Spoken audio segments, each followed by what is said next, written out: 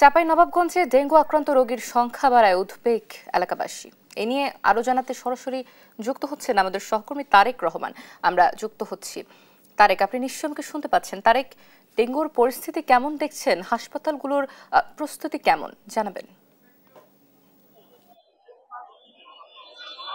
অপসী বর্ষা মরশুমের আগে থেকেই চাঁপাইনবাবগঞ্জের পৌর এলাকাতে প্রথমে ডেঙ্গু ছড়িয়ে পড়ে এবং প্রচুর পরিমাণে কিন্তু রোগী ভর্তি হতে থাকে চাঁপাইনবাবগঞ্জ জেলা হাসপাতালে।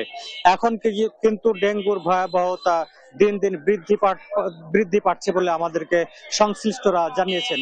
বিষয়টি হচ্ছে চাঁপাইনবাবগঞ্জ পৌর এলাকার একেবারে ড্রেনেজ ব্যবস্থা ভেঙে পড়েছে। ড্রেনেজগুলো পরিষ্কার পরিচ্ছন্নতা হয়ে থাকে না। তারপরে যে নিম্নাঞ্চল যে এলাকাগুলো রয়েছে সেই নিম্নাঞ্চলগুলো কিন্তু বর্ষার পানিতে একেবারে তলিয়ে থাকছে। এ কারণে কিন্তু এডিস মশা দিন দিন বৃদ্ধি পাচ্ছে।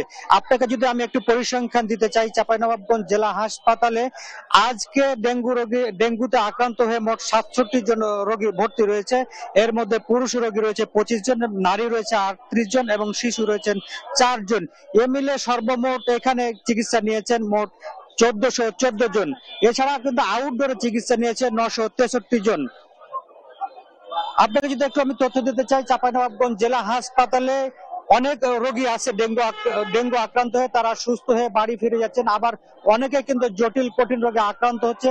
অনেককে রাজশাহী মেডিকেল কলেজ হাসপাতালে স্থানান্তর করা হচ্ছে এবং আমরা বেশ কয়েকজন ডেঙ্গু আক্রান্ত রোগীর মৃত্যুর খবর পেয়েছি। গতকালকে কিন্তু 10 বছর বয়সী এক শিশু মারা গেছে। সম্প্রতি সময়ে মিস্ত্রিপাড়াতে এক বৃদ্ধ মারা গেছে। এছাড়া কল্যাণপুর এলাকাতে কিন্তু একজন মারা যাওয়ার খবর পেয়েছি আমরা। এছাড়া গ্রামগঞ্জে কিন্তু ডেঙ্গু রোগী ছড়িয়ে পড়েছে বলে আমাদেরকে স্থানীয় ইউপি চেয়ারম্যান এবং মেম্বাররা জানিয়েছেন। তারা বলছে গোমস্তাপুরে কিন্তু সম্প্রতি সময়তে একজন ডেঙ্গু আক্রান্ত হয়ে রোগী মারা গেছে। কিছুক্ষণ আগে আমার সঙ্গে কথা হয়েছিল চাঁপাইনবাবগঞ্জ 250 শয্যা বিশিষ্ট জেলা হাসপাতালের তত্ত্বাবধায়ক ডক্টর মাসুদ পারভেজের সঙ্গে। তিনি বলছেন যে রোগীগুলোর সংকটাপন্ন অবস্থায় থাকে তাদেরকে তারা রাজশাহী মেডিকেল কলেজ হাসপাতালে স্থানান্তর করে থাকেন। তবে আমার প্রশ্ন ছিল, চাঁপাইনবাবগঞ্জ জেলা হাসপাতাল যেহেতু একটি আধুনিক হাসপাতাল, এই হাসপাতালে আইসিইউ সিস্টেম নাই কেন? তারা বলছে নানান জটিলতার কারণে কিন্তু আইসিইউ সিস্টেম তারা এখন পর্যন্ত চালু রাখতে পারছে না। তবে জনবল সংকট এবং সরকারের সদিচ্ছা থাকলে কিন্তু তারা আইসিইউ চালু করতে পারবে।